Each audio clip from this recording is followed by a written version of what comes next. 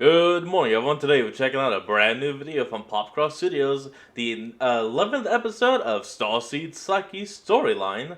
In the Chip, I'm sorry, I'm kind of terrible with names. Chip, Akalee, and the Tekigami Inventor. Oh, there we go. I got that one at least. Sorry for butchering the name, but I'm never really good with names. Previously, on Starseed Psyche, Kaio Adachi's closest friend, Chip and Akalee, or Chip for short, was Akalee, that's how you say the last name. Okay. injured on their first major Super 8 Squadron mission against the mysterious invading forces of the Q-Seracs. It wasn't life-threatening, but it was bad enough that he could have been out of commission for a few weeks. He was then taken to a specialized military hospital for faster treatment, but left his phone at the base, so Kaio had no way to contact him. On top of that, Kaio learned that the place Chip had been taken was also where Super 8 soldiers, such as General Yamada Ritsu, were being given surgical implants in their brains and arms to allow them to use weapons called the Tekigami claws. That's right. Weapons that looked suspiciously like technology used by the alien race called the Repsoros, who Kaio suspects may be involved in the Q-Seracs attacks. And I still like my own fan theory that Earth has just become a middle ground used as a pawn between, mostly these guys, experimenting on a lesser species. Maybe even have infiltrated the Japanese military. Even though it had technically only been a few days since Kaio had seen Chip, Kaio's life has changed dramatically in that time. He had learned that he was a Starseed, a reincarnated alien in human form. He'd become friends with a Q-Sidian, Phaestriel, who taught Kaio all about the history of the Intergalactic Federation and how Q-Sidians themselves had created humans. And, most importantly, he'd had the 2 handshakes that had been foretold to him by his spirit guide Yorick, which informed him that he'd met both the love of his life and his greatest rival. But he wasn't sure which was which yet, between Phaestriel the Q-Sidian and fellow Starseed and Super 8 soldier, Toshiko Yamada. Oh, I'm sorry to pause so early, but every time I look at Chip's art, I can just imagine that guy being absolutely freaking massive. Like he's 6'12", 300 pounds of pure muscle. I'm sorry, he looked like he'd be that kind of gigantic of a man. After completing a trial to discover who would be the final members added to an elite Super 8 unit called the Slayer Squadron, Kaio and his squad returned to their briefing room, where Kaio heard Chip's voice inside, but has not yet seen if Chip was talked into getting the Tekigami surgery. Let's see if he did now in the next chapters of Starseed Psyche. I really hope he wasn't. I don't want Chip to be used as a I pushed a little too aggressively past the members of my squad to get a look at Chip. I tried to remind myself that even if he had gotten the implants in his brain and arm, that didn't mean I was necessarily right about them being Repsoro tech. Thankfully, it didn't seem to be an issue either way. I stepped into the room and saw Chip standing there, looking like his usual jacked, healthy, and chipper self. His head wasn't shaved on one side like General Ritsu's had been to allow incisions to be made for the surgery, and his arm didn't seem to have any fresh scars either. There was clearly some sort of thick padding under his shirt where he'd been sliced across the collarbone in combat, but besides that, he looked completely normal. It was just good old Chip. I stepped forward quickly, about to run up and hug him, but paused and was about to bow instead, thinking that, in this setting, a hug may be a little unprofessional. Chip obviously didn't care. Despite my hesitation, he stepped forward and wrapped me in a big bear hug. After that, I just hugged him back. It's really great to see you, Chip. You too, friendo, and by golly have I got a story for you. And since a certain important day regarding handshakes has passed for you, I'm sure you've got one for me too. Did I ever? I wasn't even sure how long it would take to explain to Chip everything that had happened to me in the last few days. The rest of the squad came into the room, and I heard Roku make some snarky comment about Chip and me hugging, but I just ignored it. We took our seats, and my mind started spinning on thoughts of jealous so much? what all I had to tell Chip, and what order to even do it in. Captain Hekima and General Ritsu were giving us a rundown of how our training over the next few days would go, leading up to the attack on the possible Q-Seracs base. I was barely paying attention, though. A flicker of fear had sunk back in as I remembered how Chip had been one of many people in the Super 8 program who was a bit aggressively eager to take the fight to the Q-Sidians, who I was now quite certain were uninvolved in the Q-Serax attacks, despite what most people thought. Would he have an inherently angry reaction to learning that a Cusidian may in fact be the love of my life, and that I was a reincarnated one? No, I don't see him being mad about that. I see him being maybe a little shocked and thrown. But all in all, I still see Chip as being your best friend and personal, brother in all of this. Like, you may not share blood, but you're sharing the blood of the battlefield. The fear didn't linger long, as I'd seen how quickly Toshiko had been convinced that she was wrong about the Cusidians. Plus, this was Chip. There was no way he'd cling to a stubborn and hateful view and given solid evidence to contradict it. Right? When the meeting concluded, we went out and did some basic training to ensure our fitness levels were up to snuff. I got to chat with Chip a bit, but not about any of the real stuff he and I needed to get into. I also got a weird sense that General Ritsu wasn't totally thrilled with Chip. She gave him a few less than pleasant looks. I wondered if it had anything to do with him not having gotten the Tekigami implants. He probably declined When training it. finished for the day, there were plenty of other people who wanted to catch up with Chip. Quinn and a few others joined us for dinner. There, I learned some basic things about his time in the specialized military hospital, apparently called the Kakushin Compound. It wasn't only a hospital, but also a place where new technology was developed and tested, like the Tekigami claws. Chip had gotten an innovative new patch put on his collarbone injury that meant he already had full mobility back and would be fully healed in just a couple more days. Damn, that's He also some good mentioned that stuff. he'd been offered the Tekigami claw implants, but kind of brushed off his answer, just saying that he hadn't gotten them.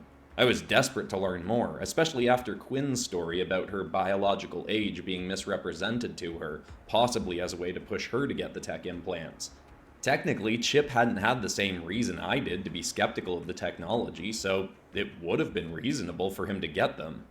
When dinner was True. done, Chip stood up from the table. They still said no. Well, huh? y'all, it's been great catching up with you, but I think I'm gonna go for a little stroll and get some fresh air. He then nodded at me. I practically sprang out of my seat, and we both got out of there fast. Together, we both sped towards the doors. All right, friendo, I can't wait any longer. Who's the love of your life and who's your rival? The suspense is killing me. No I idea. glanced around for anyone listening. Well, buckle up, man. I don't even technically know yet, and the story is even crazier than you can imagine. As we pushed open the doors to the base, hesitation set in again, worrying about Chip's opinions on Cusidians, but I didn't let that stop me from telling Chip everything. At this point, I had to trust that Chip, of all people, wouldn't judge me for having connections to them. Yeah, man. He's Once your we right were a few hand. feet from the base, I got deep into the story. We walked and talked, and I went on for almost an hour. Chip's Damn. reactions were exactly as hilarious as I would have hoped, and I caught no signs of anger at any mention of Phaestriel or the Cusidians. Some confusion, for sure, but no anger. Besides his hilarious Oh, wait, I called it. Ha! I said he'd be either shocked or confused. Or both. outbursts of shock and amazement, he didn't interrupt at all. I wrapped up the story telling him about how that very day I thought there was a chance I'd unlocked my past life Cusidian telekinesis, and his final reaction was a combination of laughing, shaking his head, and pacing around in a circle. You know, you really outdid me here, friendo. I thought I had a good story to tell you, but that takes the cake, the plate, and the whole table. The love of your life is either a military General Starseed or an actual alien, and you used to be an alien yourself who might now have full-blown superpowers? I can Ace of firmly power. say, ain't nobody on this planet's got a cooler best friend than me. Thanks, Chip. It Called has it. been a lot to process, and obviously with all that Repsoro stuff, I'm really glad you didn't get the Tekigami implants. I mean, I don't know if there really is a connection there, but still. I'm calling it. That is. Why didn't you, by the way? It must have been at least a little tempting, right? He gave a wide nod. Oh, you wouldn't believe... Or, well, I guess you would believe how much pressure there was in the Kakushin compound for folks to get those chips put in.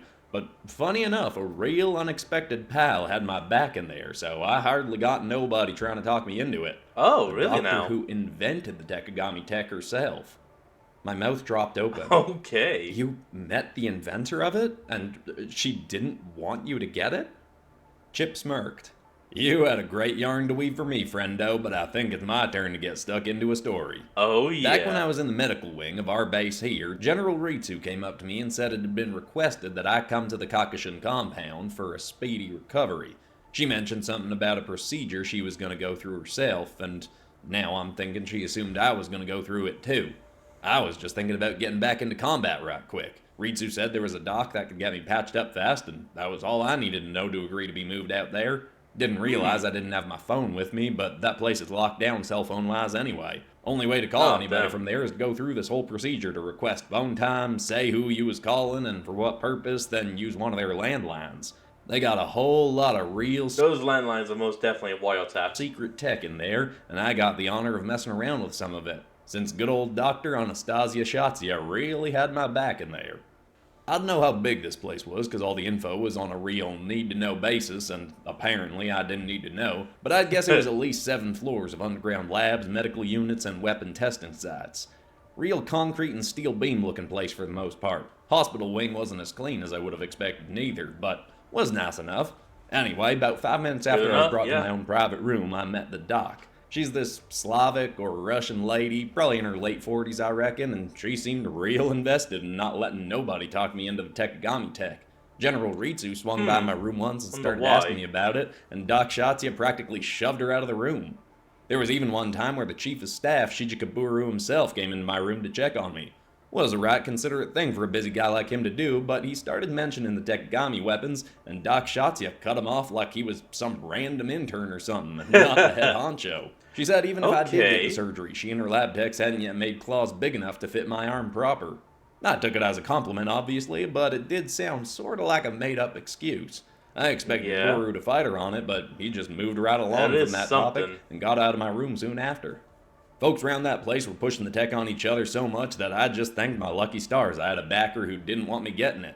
For me, the tech seemed too new and untested. If I'm using a high-tech weapon, I'd rather it be one that I can completely take off at the end of the day. Anyway, Doc That would actually be very good because this Tekigami stuff, that's permanently attached. You can't take it off. Shatzia You're spent a stuck lot of with time checking in on me, to a point where, to be honest, a part of me thought she might have been into me or something. I interrupted. it. Well, I mean, could you blame her? Look at you. I gestured to his massive muscular frame. Chip chuckled.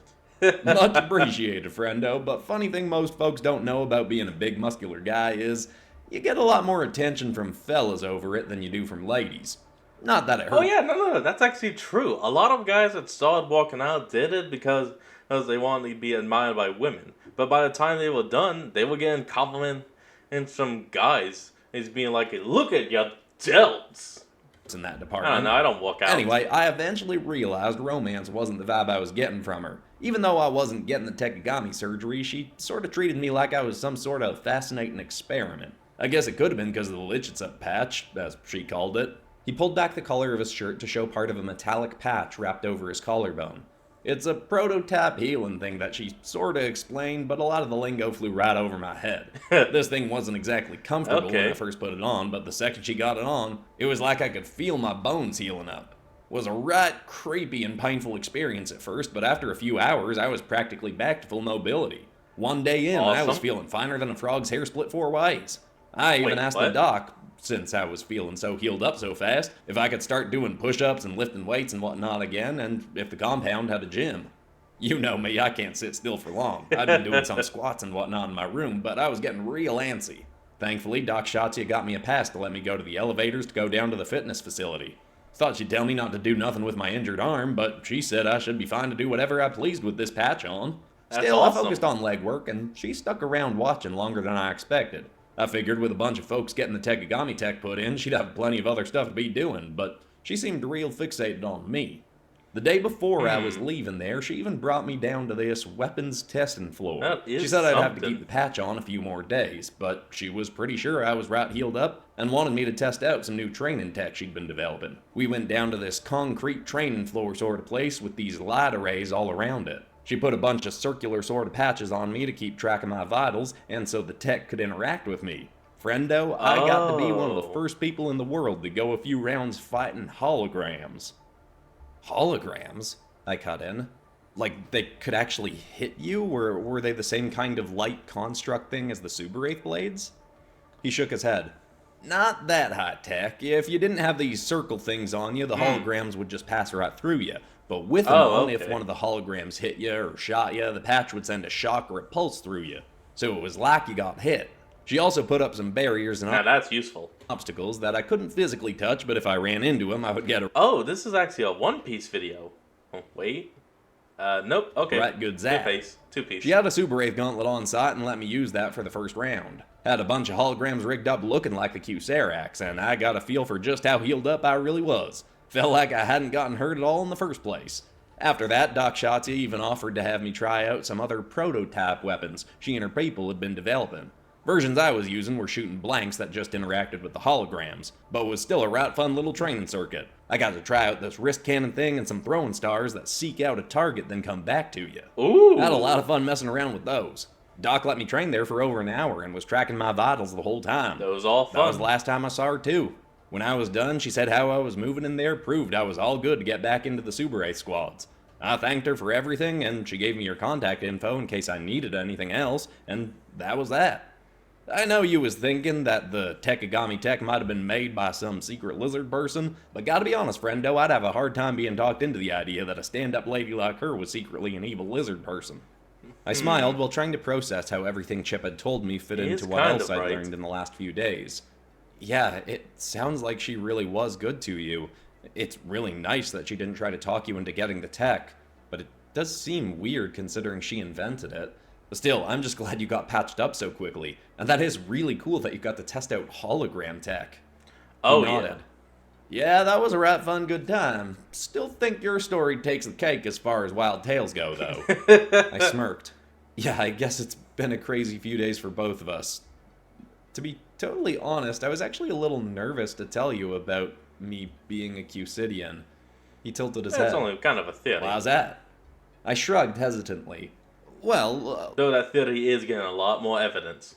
Look, I mean, it's not a big deal, but I always found it a bit odd that you talked pretty aggressively about wanting to take out the Q-Sidians back during training, before we were certain that they were the enemy. He stepped back more defensively than I'd seen him before. I most certainly did not do that. I paused, unsure of what to say. Thankfully, I didn't need to say anything. Chip's eyes darted back and forth across the ground. I guess I might have a little bit. I replied.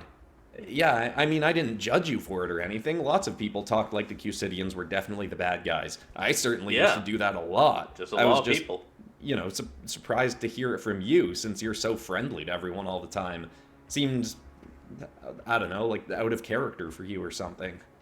Chip's shoulders slumped. Yeah, I get that, friendo, and I actually do sort of know why I did that, I guess. Oh? He did a brief glance around as if nervous, then said, You've told me a lot of wild secrets tonight, so I guess it's overdue that I tell you something I ain't told nobody else yet. Don't even like admitting it to myself most Are you another Starseed? Do we have 3? times. I stepped closer, surprised to hear that Chip had any secrets. Okay, what is it? I'll never tell anyone, I swear. He nodded nervously. I believe you, friendo. I guess it's always been one of those things that shouldn't be a big deal, but sometimes sort of feels like one in my head, and I didn't want to admit it, especially around a bunch of soldiers training to fight the Q-Serax. What is it? See, well, do you ever get those intrusive thoughts? Like something real dark or terrible randomly pops into your head, like you walk past a toddler and randomly the thought comes in like, I wonder how far I could kick that kid. Stuff you never actually did. Okay, yeah, no, literally everyone has those. Okay. When you feel bad about the second you hear yourself think it, that sort of thing. I shrugged. Yeah? Yeah, occasionally, but those aren't a big deal, right? Everyone has those. Mm-hmm. Yeah, but I feel like I get them a lot more than I should, and specifically around the Q-Serax. I mean, I started getting them more often after my little incident with that unknown substance I took back that time I went out partying before I decided I was never drinking or nothing again. But anyway, it only started feeling like a problem the night of the first Q-Serax attack. When I saw the Q-Serax attacking on the news, I started getting a bunch of those intrusive thoughts, and all of them were around me being, I guess, excited to see the Q-Seracs attacking. Like it Okay. felt like a part of me was kind of rooting for them.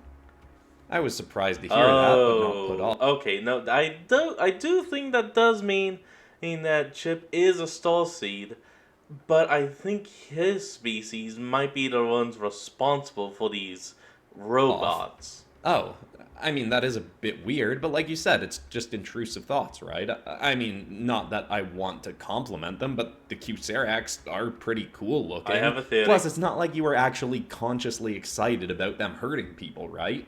No, no, no, no, of course not. Anytime any of those thoughts rears its ugly head, it bugs me, but they do happen a lot. Even on our first big mission, it was like a part of me was itching to stop attacking and just let them do their thing. I guess because I had thoughts like that and I Oh didn't boy. want nobody to get any slight hint that I was having them, that might have made me go a little overboard ragging on the Q-Seracs and the Q-Sidians.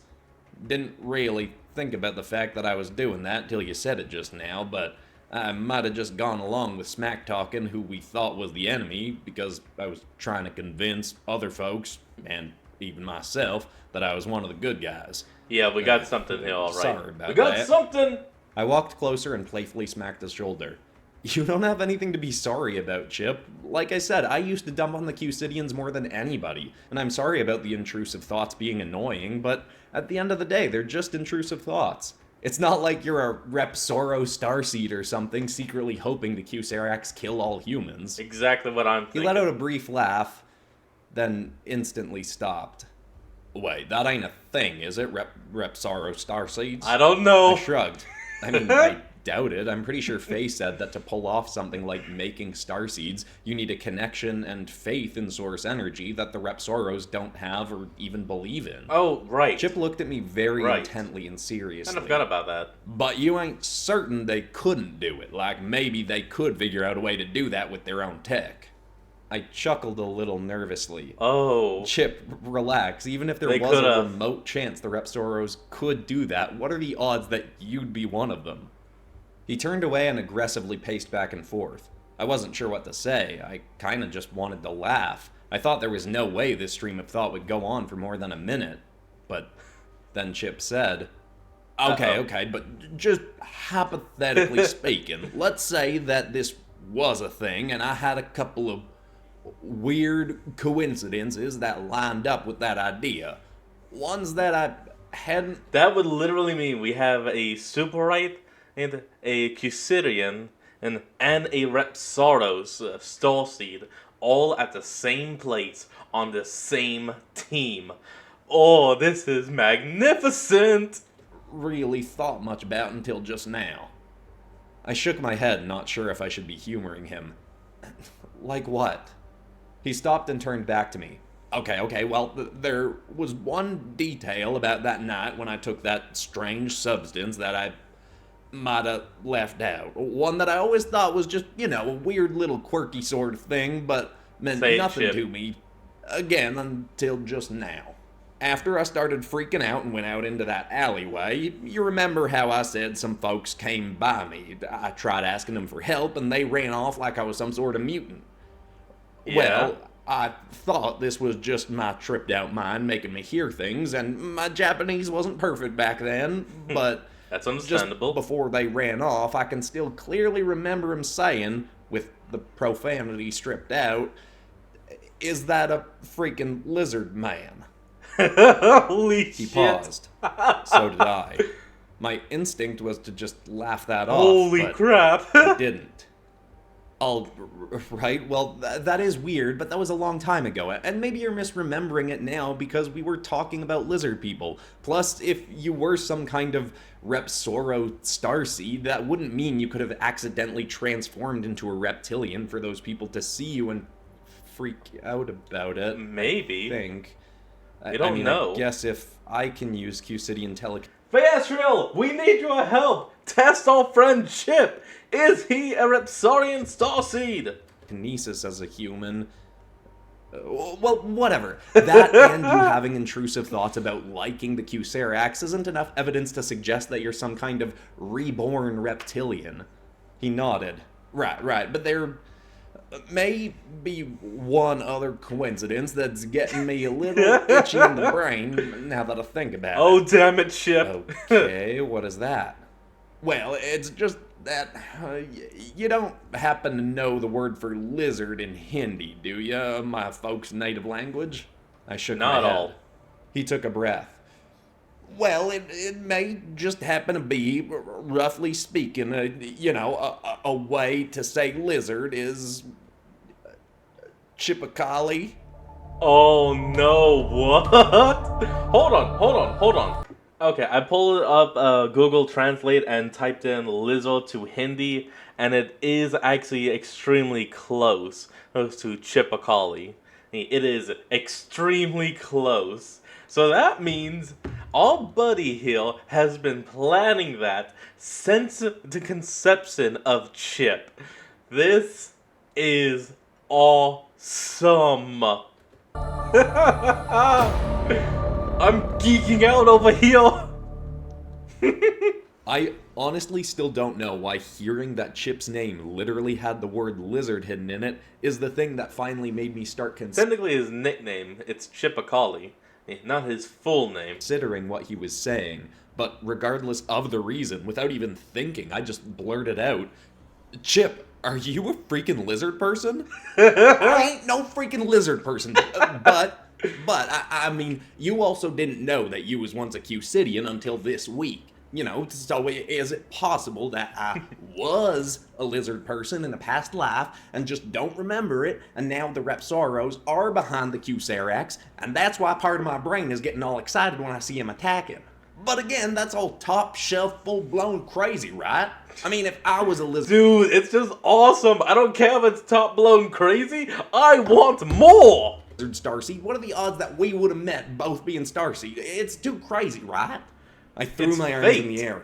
Of course it's crazy, but so is everything in our lives. If you told me 5 years ago that in the future I'd be in my mid-20s fighting robot aliens with a laser arm sword and that I was a reincarnated alien, I'd say you were absolutely crazy. We can't rule something out for being crazy when we're already neck deep in crazy. Yes. He threw his arms up too. Great, so now you do think I'm a reborn lizard person. I took a breath. No, okay, no. Okay, we're both freaking out here more than we need to. Odds are we're getting ourselves riled up for geeking nothing, out. but we have a way to make sure. I got some of my memories back by wearing the Subaraith gauntlets to amplify my emotions and connection to Source, then having Feastriel say a bunch of alien words and stuff. So let's just do that with you. Let's get you in your gauntlet and get Feastriel to tell you a bunch of stuff about Repsoros. If it triggers no memories, then boom, you're probably clear and we can both stop being crazy. Yeah, hopefully. At least about this. He nodded aggressively over and over. Right. Yep, I like that. Game plan, good to go. But It's a good plan. how do we get a gauntlet on me for this chat? It ain't like we can just check him out like a library book to go have a convo with a literal illegal alien. He had a point. Right. Well, if you're okay with one other person being brought into the know, then we do have someone who could help with that. Oh yeah. Half an hour later, Toshiko was outside, darting her eyes back and forth between us. So, you think Chip is a Repsoro? I unsuccessfully tried to look casual about it. No, I mean, we think It's a there possibility. is a very slight remote possibility, but, if he is, then there are some other implications that come with that. Like the idea that the doctor who invented the Tekigami claws is a Repsoro and knew Chip was a reincarnated one, and that's why she was so nice to him. Uh-huh. We're making some big leaps here, but we Very just want to big. make sure. And we need a Subaraith gauntlet for that.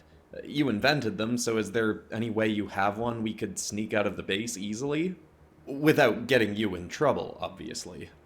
It almost concerned me that she wasn't just calling us crazy and refusing to indulge this idea. She nodded and said, I've got a scaled-down version of the gauntlets I've been working on. Luckily, I had the prototype in my room when the bomb went off and destroyed most of the labs. I can fit it in a bag and get it out here. Oh, Give me a that's few perfect. minutes. Let Feastriel know we're coming and I'll be back soon. Her eyes lingered on mine a little longer. If there is a chance this is possible, we'll find out together. And if it is true, ultimately it just gives us more information we can use. Oh Either yeah. way, there will be a positive outcome. This is gonna be She awesome. turned and headed back into the base. Chip's foot aggressively shook, but he still turned to me and said, "If you're really unsure about who the love of your life is, then this Phaestrial gal must really be something special. Hard to not want to go for a dynamite gal like yeah. Yamada." I nodded. Don't I know it? I called Faye, and thankfully she was available and totally cool with the idea of having Chip on her ship. Toshiko met back up with us carrying a duffel bag. I offered to carry it for her, not expecting her to let me, but surprisingly she did. And I could have sworn she blushed after I offered. We got out to the forest where I'd first been beamed up into Faye's ship. Seconds later, we were all in Faye's living space, Here we go. surrounded by her eclectic mix of human furniture, tie-dye, and books. Toshiko looked around, fascinated, and Chip stared in awe at the young Cusidian woman who greeted us. She skipped towards him. "You must be Chip and Sol. Kaio has told me so much about you. It's wonderful to meet you." She put both hands around one of his and shook. With a wide smile, Chip said, "And it's an absolute pleasure to meet you too. And I must say, you make refreshingly strong eye contact, Ms. Vastriel." Oh She yeah. smiled wider still. Very "That is strong. quite common among my people, but it does seem to make many humans uncomfortable." Still holding the Kinda gaze, forgot Chip about shook that his for a head. moment. "Not this feller here. I see it as a sign of confidence and having nothing to hide. So let's That's hope true. that's true and that I ain't got nothing to hide myself." Walking along the walls of the ship, Toshiko asked, "Phaestrial, are these bread and butter pickles from America?" Faye turned and bounced. "Yes, they are. I find them to be a truly fascinating and delicious human delicacy." Toshiko smirked. I'm a fan of just regular pickles myself. "My father used to eat these all the time. He'd get half a plate of them and cut up some cheddar cheese and just eat them like a full meal." Faye's eyes widened and she leapt over to the old-fashioned fridge, near the shelf of pickles. She pulled out a plate full of cut-up cheese. "I do the exact same thing." My mind leapt back to my first time meeting Yorick. Yorick had mentioned something about pickles and cheese too. I immediately thought, "Yorick, what the heck does that mean? Is that some kind of sign? Because if it is, I don't get it at all." Yeah, Yorick, can we please get an explanation of what's going on? I'm geeking the hell out over here, man. I got no response. Faye let Of all of course. us grab a couple pieces of cheese and pickles, and I'll be honest, I had to agree it was a pretty delicious combo. But we had more important things to deal with. I took the gauntlet out of the bag Okay. and let Chip slip it on. He Here we go. activated it carefully and nodded as confidently as he could to Phaestrial. "Okay, Chip and Sol, I'm going to start telling you everything I know about the Repsoros. If there is any chance you are some sort of Repsoro Starseed, you should have some flashes of memories returning. Let's begin." Most of what was said over the next few minutes was stuff she'd already told me, but there were some new details. She named specific places where communities of Repsoros were known to live, and named some well-known Repsoro inventors, leaders, like and home dictators from planets? across the universe. Thankfully, nothing triggered any reaction from Chip, other than an understandable level of fascination. After about 10 minutes, Faye said, "Well, that's pretty much all I know about the Repsoros that may trigger something, other than a few simple phrases that I can barely speak of one of their core languages, such Oh. as..." She then made a short series of noises that sounded as though she were trying to speak dinosaur or something. Chip just chuckled. "Those are some funky sounds, but I don't think they mean nothing to me." Faye smiled. "Good. The only other one I know is..." She said another phrase, and Chip just laughed again. "I don't even think I can make some of those noises." Then, Chip tried to replicate the Oh. exact thing Faye Oh. had just said. But with a growl in his voice, Chip made the noises far more perfectly than Phaestrial had. Oh my god, yes! We all froze. Chip's mouth dropped open. I don't know how I did. Suddenly, there was a ding sound that seemed like it came from Chip's own body. He looked at himself in confusion and What fear, the then hell? noticed there was a red light blinking from underneath the skin of his forearm. What in the Sam Hill is that now? Why is it in me? And wait. Do you all hear that? I stepped closer. The ding? Yes, but Chip, No, you gotta... not the ding. He yelled. Ooh, That voice. Is that a voice just in my head? Why is there a voice in my what's head? going on? Faye stepped closer and put a hand on Chip's chest. Breathe slowly, Chip and Sol. What did the voice say? I don't know. I think it was speaking the same lizard language you and apparently I just spoke. Suddenly, Chip's whole body started to get brighter and brighter, like he was glowing from the inside out, emanating from the spot in his arm. Toshiko marched closer and pushed me back from Chip. Everybody move Holy back and awesome. get down. Chip yelled again. Get down. What do you think I'm about to explode? Toshiko's expression remained firm. I hope not, but we have to be ready for anything. How do you feel about chopping your arm off using the Super Wraith Gauntlet? I'm sorry, Bad. what? I feel very strongly bad about that there idea. I stepped back over to Chip as his body continued to glow brighter. I grabbed his arm. You are not going to explode, Chip, and if you are, we're exploding together or not at all. Oh, yeah. Toshiko turned to me, concerned and angry. She looked back at Chip, then at Feastriel, who was still trying to get Chip to breathe. Brothers. Toshiko groaned, then grabbed my free hand and squeezed. It seemed we were all in this together. There was a moment of frightening uncertainty as Chip got brighter and brighter, then light engulfed us all.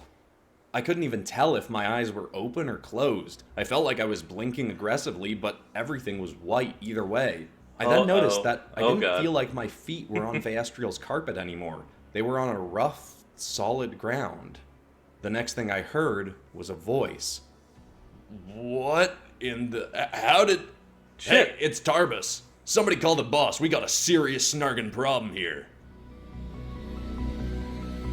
Wait, hold on. How did... Heard was a voice. Hold on. What in the... How did... Hey, it's Tarbus. Somebody call the boss. We got a serious snarkin' problem here. Talbis? Wait, Talbis, is that Chip's original name? Oh my god, I am freaking out. The amount of time I have been sitting on this Akalee, meaning lizard thing, and the stuff that's happening in this episode and the next episode. I am so glad we're finally at this point in the story. I feel your My energy, goodness, brother. This was such I a feel it. satisfying episode to write. Oh, I am so amped up right now, and I don't know what else to say. I hope you all enjoyed this episode and get excited for the next part of the Akalee reveal. But Hell besides yes. that's all for today, except of course for ending this video on some kind of Positive positive or or inspiring inspiring note. note. And the thought I want to leave people with is just a little reminder that sometimes the longer you have to wait for some kind of achievement or to do something special, the more satisfying it ends up being. Oh, so get yes. hyped for their book release of Mytholethal on Monday with bonus never before seen artwork. It's also going to be the Marvel Rivals Dragons community redraw, and I will see you there. Love you all and goodbye. Alright everyone, well that's going to be the end to today's video, and I hope you all enjoyed this. Remember to like, comment, and subscribe for more, and I'll see all of y'all next time when we flick back on. Till then, this is Fox, signing out. Peace.